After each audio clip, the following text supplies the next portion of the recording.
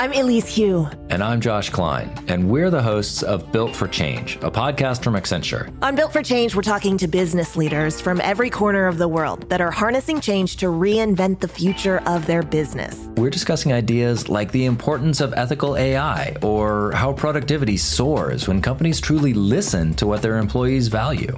These are insights that leaders need to know to stay ahead. So subscribe to Built for Change wherever you get your podcasts. This episode is brought to you by Klaviyo, the platform that powers smarter digital relationships. With Klaviyo, you can activate all your customer data in real time, connect seamlessly with your customers across all channels, guide your marketing strategy with AI-powered insights, recommendations, and automated assistance, deliver experiences that feel individually designed at scale, and grow your business faster. Power smarter digital relationships with Klaviyo. Learn more at klaviyo.com/Spotify. That's KLAVIYO.com/Spotify. If you like listening to Warriors in Their Own Words, check out our other show, the Medal of Honor podcast. The link is in the show description.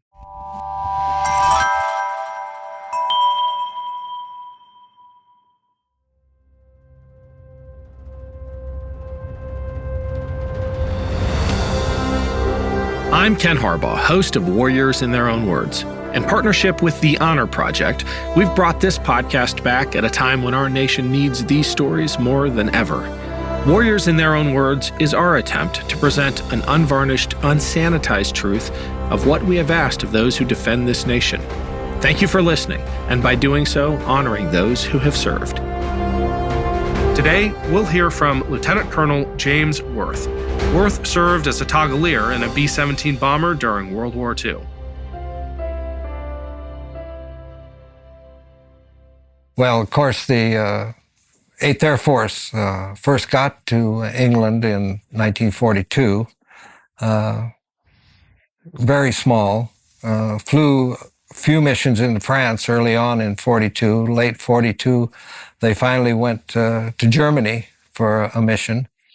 Thought the possibility existed that when the force was finally assembled, that they'd be able to bomb Germany in daylight with precision methods, using formations of airplanes, and would be able to fight their way into the target and out of the target because of the armament that was in the airplane. After all, it was very heavily armed with at the least 10 50 caliber machine guns. And they really felt, in order to accomplish the daylight mission that they needed to accomplish, to complement what the British were doing at night, and to prove daylight bombing as a strategy, they felt it was essential to assemble a mighty force, which they finally were able to put together by the 1st of January 1944, when they were the first time able to launch what they called the 1,000 bomber raids over Germany. Deep penetrations into Germany were soon discovered to produce tremendous losses due to the coordinated attacks by German fighters, daylight fighters. Our own P-47s and P-38s, being limited in range, could only spend probably the maximum of 30 minutes over the continent itself, much less over Germany. And in order to attack German targets, they realized that we're going to have to successfully produce in great numbers a fighter aircraft capable of going all the way to the target, particularly when we started penetrating deeply into Germany. The early missions, my squadron particularly, had great success. At one period, they went 6 solid months in 1943 without losing an airplane.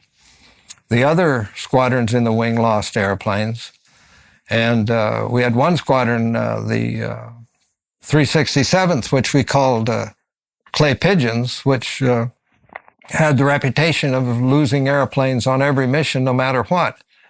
I ran a statistical analysis of it up through March of 1944. It's the only facts I had available, and found that actually the 368th Squadron and the 369th Squadron, of which I was a member, had more losses of personnel than the 367th Squadron had over the period analyzed, with the 423rd Squadron the safest squadron to fly in. there was no general statistical difference in positions of the commissioned members of the crew as to casualties from my analysis. Typically for a new crew, the mission would start at 3 o'clock in the morning when the charge of quarters would wake up the various crew members and tell them that they were scheduled to fly on the mission. Get up, get dressed. I always shaved the night before because I found that if I shaved that time of day, by the time I had the oxygen mask on for 8 hours or 9 hours, why, my face was raw from it. But anyway, and we'd go out and get into a truck and they'd take us to the mess. Breakfast, which normally in those days, in the fall of 43, would consist of Spam, toast, coffee, and sometimes an egg fried. And subsequent to the mission, we always got 2 eggs. So then from the mess, we'd go down to briefing. Now, there'd be a general briefing, which you've seen pictures of, and that's covered exactly. They do just what they do in the movies. And then we'd go to specialized briefings, the bombardiers to a specialized briefing, navigators to a specialized briefing, gunners, radio operators, pilots, and co-pilots all had their specialized briefings. Then we'd draw our personal equipment, our helmets, our flak helmets, our leather helmets, our oxygen masks, our flak suits, and our parachutes, and to go out and climb in the truck and go to the airplane. The bombardier's job, when he got to the airplane, his first thing he'd do was position his equipment in the bombardier's seat, and then starting at the rear of the aircraft, he'd check all the oxygen connections, all the oxygen bottles, and all of the ammunition cans all the way to the front of the airplane. As he passed through the bomb bay, which was very narrow with bombs on both sides, he'd check the bombs to make sure they were fused, had safety wires and safety clips in the fuses. Then into the nose where he checked the ammunition. And I had never flew as a lead bombardier, so all I flew as is a togglier. I checked my position, checked my oxygen, so on and so forth, arrange all my equipment, and then get out of the airplane and wait until the engine start time, at which time 5 minutes before we'd climb back into the airplane, start engines. Taxi out in order, and we knew what our order was. Normally, from our hard stand, we waited till the airplane on the right went out from our hard stand, their hard stand, and then we'd go out from ours. And then take off. New crews normally got to fly in the high right position or following the lead aircraft in the squadron, or in the second echelon of the formation, high squadron or low squadron, depending on where their squadron was flying. We were toggliers. In effect, we'd have one bombardier in the group lead airplane would synchronize on the target, and we would release, when his smokes came out from his airplane, why, we would release our bombs before we saw his bombs leave his bomb bay. Now, the worst thing about flying in the winter over there is you're in complete darkness until you're almost completely formed up above the clouds. And in England, in the wintertime, there were always clouds on takeoff. We'd take off in order, one airplane after the other. On the 5th of January, I believe it was, could have been the 7th of January, we had an airplane explode on takeoff ahead of us. He cleared the runway, and then about a mile out in front, he exploded, hit the ground apparently, and exploded. When we flew through that mess of fire and stuff burning on the ground while the airplane just humped, like the updraft of it. We formed up first in squadron, and then with the group, and of course we had identification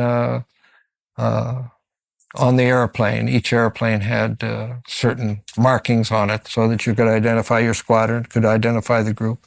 And then we had flares, and we'd fire flares. We'd get the The group and the wing formed before we cleared out over the English Channel. We always cleared out over a marker beacon, they called it.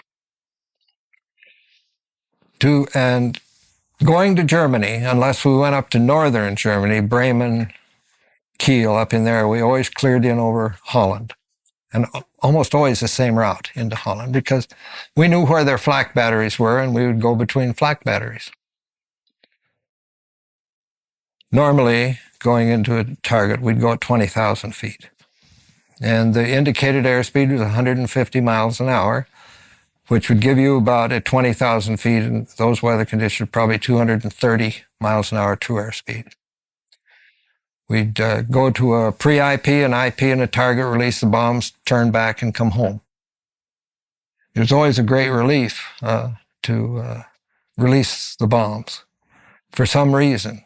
I guess you figured the job was really done. You go in for the United States and come back on your own, for your own good. The way home was always a long, long trip. Took a long time to get from the target area home. The most frightened I ever was coming out of Ludwigshafen. One day we went down over northern France and coasted out over Normandy, that area. And about halfway across France, out of the corner of my eye, I saw an ME-109 flying formation with us, and it just scared me to death. And I looked out, and it was a Spitfire. But the most frightened, that's the most actual fright that I ever felt. It was exciting and very boring most of the time. There'd be moments of tremendous excitement and noise and unbelievable sounds from flak hitting the airplane, from people screaming over the airplane, calling off fighters, from the machine guns going off, and then the odor of that cordite powder burning. And so it would get very exciting. Well, we used to say that we'd go into the flak so the German fighters would leave us alone. And we'd do that. I mean, really, the fighters would leave. They wouldn't fly into their own flak. But in those days, early on, because the flak guns were not as accurate, precise, or as massed as they were later on when Germany was shrunken out of France and out of the Eastern Europe, Russia, and so on, why they were really able to concentrate their firepower, and flak became the terrible danger. But to us, flak was an irritant more than a danger. The fighters would decimate formations if they got themselves coordinated properly, because they had the advantage. They knew when they were going to attack. We didn't know when they were going to attack, from what direction they were going to attack. Coming out of the target, going west into the sun, you knew they were going to come out of the sun. Going east, they loved to have tail attacks because the sun was would be behind them then, see. I remember going in the Ruhr, particularly into Ludwigshafen, those areas. The flak was really bad. That is, there were a lot of smoke in the sky from the flak, but we were hit by pieces of flak, but never damaged flak. Damaged by fighters. What happened was the briefing and the specialized briefing were normal. There was no difference. We pre-flighted our airplane, got in and started engines, and we couldn't get an engine started. So we went to the spare, which was ready with the engines running. We just took all of our equipment, threw it out on the ground, jumped out and grabbed it, ran to the next airplane, jumped in, taxied out, and got in formation. We had very little difficulty forming up. It was a nice morning, not very many clouds, and the formation formed beautifully. And we started across the channel and coasted in over Holland at 20,000 feet. We were heading for Halberstadt, was our target. And about 30 minutes in to just clearing the Dutch border into Germany, why the gunners in the rear called off fighters attacking from the rear, Me-110s, and they seemed to not press the attacks. They would fire from long range, and I saw 2 or 3 instances by looking out to the right, seeing their 20 millimeters exploding out in front of us. The tail gunner would bounce the airplane. He'd call the pilot. When he saw them fire, he'd say bounce, and the pilot would take the airplane up 40, 50 feet or down 40, 50 feet. And amazingly enough, you could avoid being hit that way unless they pressed the attacks close, came right in closely. We got into the IP, turned IP, headed to the target. Sharkey called off 25 fighters level at 3 o'clock, flying parallel to us, opened the bomb doors, released the weapons. We turned off the target.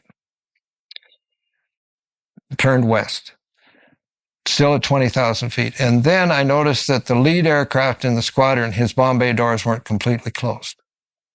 So that our squadron started drifting slowly back from the group. All at once, I heard the pilot call fighters 12 o'clock high coming in. I had my turret pointed at 12 o'clock high. Before I even got the sight on a fighter, I squeezed the trigger, and I saw an airplane, and I started tracking him and firing him, and this other one flew in to my cone of fire and exploded. It appeared to me when I first started hitting him that he released a whole bunch of water. A spray of water came off the airplane. Then it just swelled up. The airplane kind of swelled up, rolled over on its back, and then I noticed that the hole underneath the airplane was burning, and it went under the thing and apparently exploded behind us. But it exploded out in front of us too, because we flew into its debris. Within 30 seconds then, we called off another group of fighters coming through, and before I could swing my guns around onto it, my turret went dead. And I heard number 3 engine started screaming noise, just a horrible noise coming out of number 3 engine, and then it exploded. And I looked out before it exploded, and all the cowling was solid scarlet red from heat, fire inside, and then the propeller came off. And just about the time the propeller came off, I felt this impact, and I thought I'd been hit in the stomach. I knew it was hit, but I thought I was hit in the stomach. And then I thought, oh, I'm blind in this eye, because this flap of skin had fallen down over my left eye. And I reached out, grabbed my leg, and put it back in place. It wasn't separated. The bone was broken, so I put it back in place. And then that airplane went into a dive. He dived it to put out the fire, which was burning. And when he dove the airplane, why, my leg just got up and flew around in the air, and I couldn't control it. And I couldn't understand why I couldn't get back in my seat. But when that shell hit me, it broke the back of my seat right off. You know, one of those spring steel seats. It broke it right off. And I was actually laying against the navigator's table. We're in a dive. 2 Me-110s, there was an FW-190, by the way, that were making these attacks. 2 Me-110s followed us down. We were in a high-speed dive, and no communications at all. We had all of the electricity was shot out. He hit the alarm bell, but with no electricity, the alarm bell doesn't sound. So that's why nobody bailed out. We leveled off at 1,500 feet, immediately went into a climb, and stalled out again and dove again. He was having a little trouble controlling the airplane because of this excessive amount of damage to it. He had partial control of the elevators. He had no control of the rudder. In fact, he used the elevator trim tab to fly the airplane coming back. We got stabilized at 1,500 feet, and the 2 Me-110s followed us for a while, but they didn't make serious attempts to attack, mostly because the we were going home. We were badly damaged, and the waist gunners were still firing, see, whenever they'd come close. And maybe they could be trainees. You never know. In any event, I started hurting. And Sharkey, the navigator, got 2 morphine syrettes. They were frozen solid, so I put them in his mouth. Cut some cables to the Bombay door controls and put a tourniquet on my leg. He lifted the flap in my eye, and he said, "Your eye's still there." And then I could see it. All it had done, it just cut the skin here, and it had fallen down over my eye. This tooth was loose from the piece of shrapnel that had hit my lip and bent this tooth back, and so I pushed it back into position with my tongue and almost fainted from the pain of it. And that bothered me all the way back. For some reason, that tooth loose. I said, "Boy, I'd sure hate to lose a tooth, you know." Okay, so we are about 1,500 feet, and we're flying at about 120 indicated. The only compass still operating in the airplane is the little pilot's manual compass that sits up there and spins like this, you know, every time you turn the airplane a bit. And they navigated and got us home with it. An hour and a half after I was wounded, we touched down at Andrews Field, gear up, beautiful landing. The airplane stopped, cut the engines, everybody piled out, and except me. I couldn't get loose. They'd tied me into the airplane. Oh, by the way, going back to the syrettes of morphine, he put them in his mouth, and then only place he could inject was in my wrist. The first one wasn't unfrozen when he squeezed it, and it burst and sprayed his face with morphine. So he waited a few minutes and gave me a quarter grain from the other one.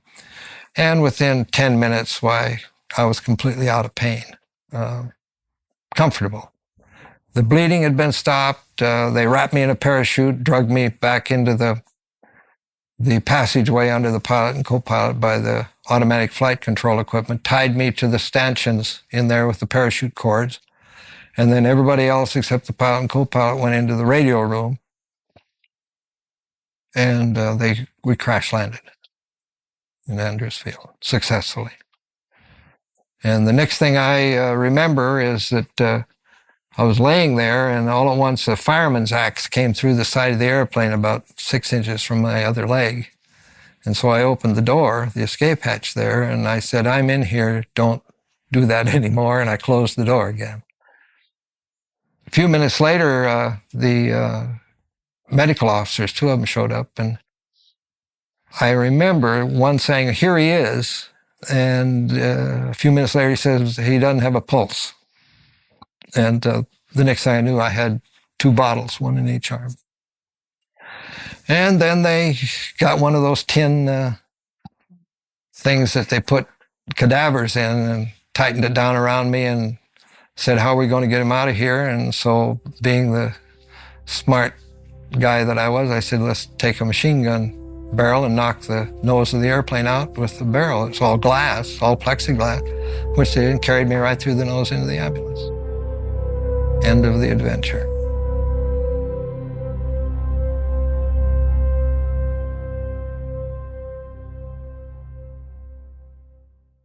I'm Elise Hugh. And I'm Josh Klein, and we're the hosts of Built for Change, a podcast from Accenture. On Built for Change, we're talking to business leaders from every corner of the world that are harnessing change to reinvent the future of their business. We're discussing ideas like the importance of ethical AI or how productivity soars when companies truly listen to what their employees value.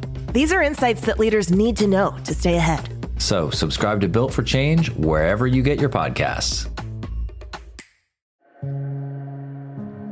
Hi, listeners. My name's Ray Suarez, and I wanted to take a moment to tell you about another podcast from Evergreen Podcasts, The Things I Thought About When My Body Was Trying to Kill Me. In this podcast, I share with you a personal story over the several months where I had to think hard about the end. Join me, Ray Suarez, as I journey through this battle with cancer on my new podcast. Listen to The Things I Thought About When My Body Was Trying to Kill Me by following us on your favorite podcast app today.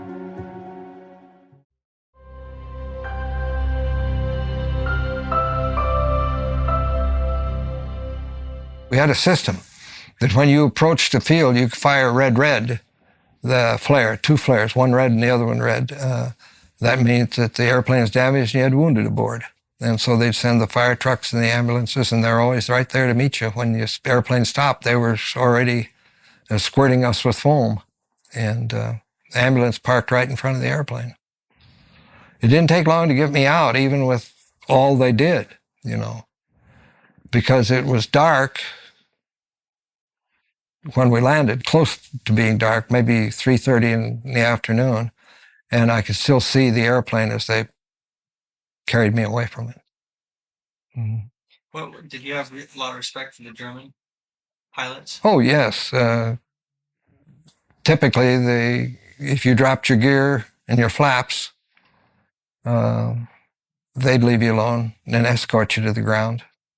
You could surrender. In fact, I'll show you a picture a little later that I've got a painting that's quite dramatic of an instance just like that. I'm not following that. Are you saying you could actually, if you were going to crash land on their territory? Yeah. Could you explain that again? Well, what you do is drop your gear and your flaps, and that means I give up. I'm so badly damaged that I can't fight anymore, and I'm going to crash. And they'd escort you to the ground. That was typical. Now, in the heat of battle, I understand that an incident like that occurred in the B-17 when the German fighter came up to escort him to the ground while they lifted their gear, lifted their flaps, and shot him down. So that was the 100th group did that. That's a story. Now, whether it's true or not, I don't know. But they called him the Bloody 100th, so it could have been. Yeah. Typically, the ambulance would meet you on the ground. Quite a few airplanes came back very seriously damaged. In fact, the B-17 had a reputation of being able to take a tremendous amount of punishment and still get home. The only complaint I ever had about B-17 is I didn't think the engines were as good as the engines on a B-24. They leaked oil and they caught fire easier. But as long as you could keep them running, they'd get you back. They call it a combat box. And actually to really describe what it was, the group was composed of 3 squadrons, normally 3 squadrons. And normally 7 airplanes per squadron would make up the group. The lead squadron would form a V. The first 3 airplanes would form a V. Then another V, 1, 2, 3 airplanes behind him, and then another airplane behind to make a diamond. So it was a V followed by a diamond. Then that same formation that the lead squadron assumed, the high squadron would assume in this position. And then the low squadron flying here would have the formation. This was tail end Charlie, the diamond closer back here, and it was the worst position. You can see why. On a turn to the left, he has to slow down to stay in formation. On a turn to the right, he has to speed up to stay in formation. It's the hardest thing to fly, and that's where they put the most inexperienced crews. They learned quickly, or they didn't come back.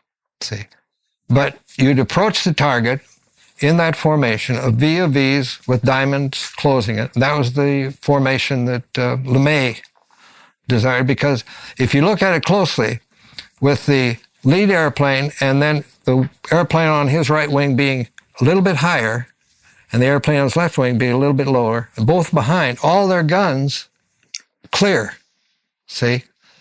And then the same for the other V behind with the diamond. And then this high squadron was all higher and the low squadron was all lower. So all the guns, every gun in the formation had a cone of fire that it was clear for it to fire in. And that's the way the formation went over the target. And the closer you put airplanes into the formation, and the better formation flyers the pilots were, the more compact your bomb strike was, more effective it was, the better target coverage you got. Also, of course, the primary reason for that formation was self-protection. and common protection of every airplane in the formation. The rule was you never left the formation to attempt to help a buddy who had lost formation. Because you're still losing one airplane, you're going to lose two then, and it weakens the formation. So we never left formation to assist anybody else.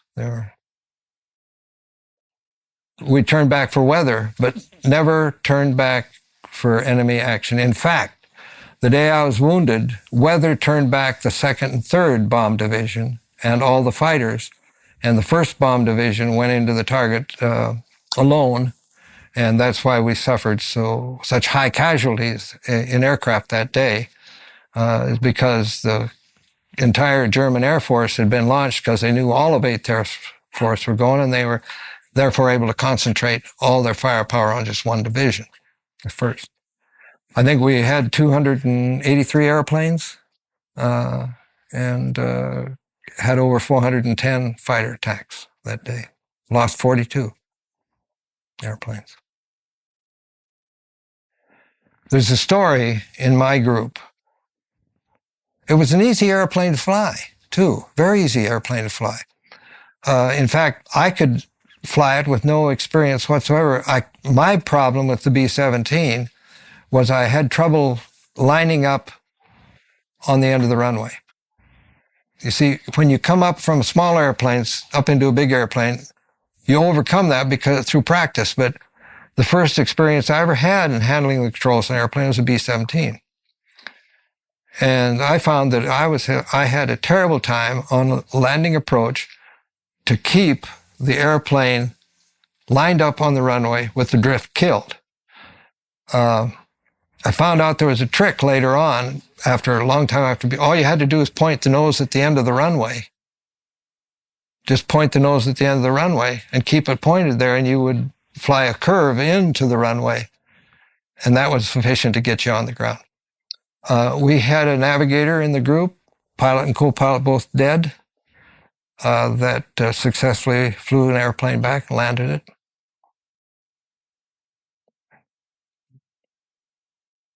Now, it flew beautifully. You didn't have to coordinate your turns. If you turned the wheel, the turn would be satisfactory. You'd skid the airplane, but it would turn. I personally have never seen an airplane come home on one engine, but statistics show that there were a variety of one-engine landings with the B-17. With one engine, it was difficult to keep it in the air with a lot of damage to the airplane. But with 3 engines on the airplane and running, you could literally almost blow that airplane to pieces. I saw one airplane land that had been run into by another B-17, and the fuselage was so badly damaged that the place where the wing of the other airplane had hit had completely destroyed the waist gunner's position, and the airplane came home and landed. Normally, when they'd land, if they put their gear down under those circumstances, the fuselage would break upon impact with the ground. So they more or less would always come in gear up, retract the ball turret, and retract the gear because it had a good, strong body on it. The day I was wounded, our airplane had 210 impacts on it from enemy fighter aircraft. And it flew well. It leaked all the way home. In fact, the upper turret gunner, the engineer, told me that after we landed, he went out and stuffed his gloves into fuel lines that were still leaking fuel to avoid starting another fire. The main wing spar was broken on our airplane when we landed. Horizontal stabilizer was left side was almost blown to pieces. So they would take a lot of damage. They really would. I saw the airplane that came back with the nose compartment completely blown away, and the navigator and the radar navigator both fell out, or the bombardier both fell out, or were blown out, and they brought it back. I was in the hospital with a tail gunner, that rode the tail down all the way to the ground when it came off of the airplane and landed and lived. He had a broken leg, but he was in the tail all the way to the ground. They were flying practice formation mission, and ran into each other. And I imagine they were 6,000, 7,000 feet when they hit each other. He couldn't get out of the tail. It was in a flat spin all the way to the ground, but he lived through it. He had a broken leg. Well, he was bruised. Survived a 6,000 foot. Yeah. Without a chute. Well, he had a chute on. Yeah. And I know a case of another guy that bailed out, a tail gunner that bailed out of an airplane. His parachute didn't open. And he hit in the plowed field. It streamed behind him and slowed him down some, but he hit in the plowed field and lived through it. But that had nothing to do with the capacity of the airplane to take damage. But it was a good airplane. It was it could ditch. Nobody was afraid to ditch a B-17, but you couldn't ditch a B-24 because the top of that high wing, the fuselage would just dive into the water and sink. With the B-17, that broad, low wing, well, it was just like having a boat underneath you when you ditched. Yeah, the engine fires were bad on the B-17. They were hard to get out. The fire suppression system was not good on them. And mostly the right whirlwind leaked oil. So if you got impacts on the engine, why all that excess oil all over the engine would catch fire. In the movie Memphis Belle, they show the old 1942 oxygen masks, but they show one crew member wearing the 1944 flak helmet. The flak suits we'd checked out and checked in for every mission. They were actually a four-piece suit. They had an apron in front and then a flap here, and the same in back. They had a part of an apron over your back, and then they had a little flap down on the back. But when you pulled the cord, they separated it and it would fall away right up here, see, so that you wouldn't have to carry them to the ground with you. One piece of flak or a piece of shell hit my suit, and I could see where it had ripped here, but I never felt it. It had just ripped the flak suit. Or maybe I'd caught it onto something, but I don't know. But anyway, it was ripped. I noticed that. Now, we didn't have those good form-fitting flak helmets. We took a GI helmet, the bucket, and we'd reverse it. And then they'd cut a moon-shaped part of it out, and we'd put it right over our helmet and wear that as a flak helmet. They also made good urine disposer ofs. You could urinate in them, and then when it froze, we just pound it out. Well, the coldest I ever saw was 54 below centigrade, 0. I had a thermometer in the nose of the airplane, 54 below centigrade. We used that in computing the downtime of the bombs in the trail. That's cold. So cold that you couldn't touch the side of the airplane with your hands and pull them away. You'd freeze. Your fingers would freeze right to the side of the airplane. Early on, they had trouble with frosts inside, and then they got so we could blow air on the glass surfaces to clear the frost away. But you see, they took all the insulation out of the airplanes when they got to England because it was weight, and we had electric flying suits we used. In the nose, we didn't have that problem because most of the time the sun was shining on me, and it was normally very uncomfortably warm up there if you had your electric flying suit on with a canvas or a duck flying suit over it. I always wore my big sheepskin boots, though, to fly with. We always carried our leather shoes tied to our belt. Take them off and tie the shoelaces around and carry them. So we'd have something to wear on the ground because if you bailed out, your flying boots would leave when the parachute opened. We always tried to steal RAF crew boots if we could, because they had a beautiful, beautiful boot. Leather, well-tailored, Oh, well, I went through all the way from the B-17 to the B-52. I said, when they took me off a crew and put me in staff, I said, the Air Force isn't any fun anymore. I would like to go back in an airplane. I realized, of course, that you don't get any place staying on an air crew for your whole career. You got to get into staff and move up in staff work. I loved it. I really did. I loved flying in bombers. I never flew in anything but bombers, really. It was hard work.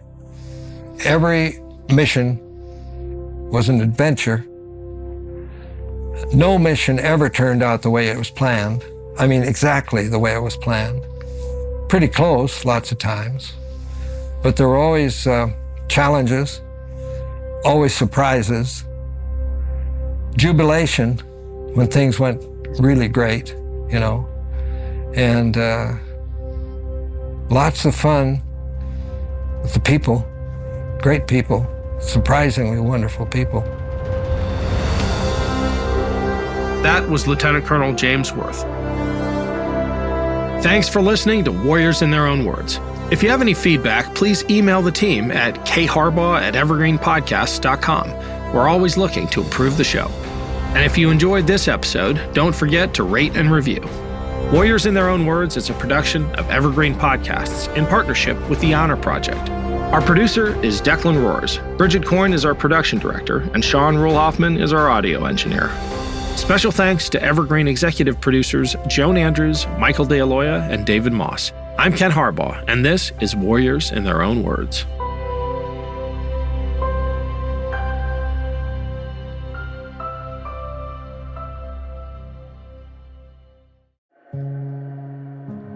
Hi, listeners. My name's Ray Suarez, and I wanted to take a moment to tell you about another podcast from Evergreen Podcasts, The Things I Thought About When My Body Was Trying to Kill Me. In this podcast, I share with you a personal story over the several months where I had to think hard about the end. Join me, Ray Suarez, as I journey through this battle with cancer on my new podcast. Listen to The Things I Thought About When My Body Was Trying to Kill Me by following us on your favorite podcast app today.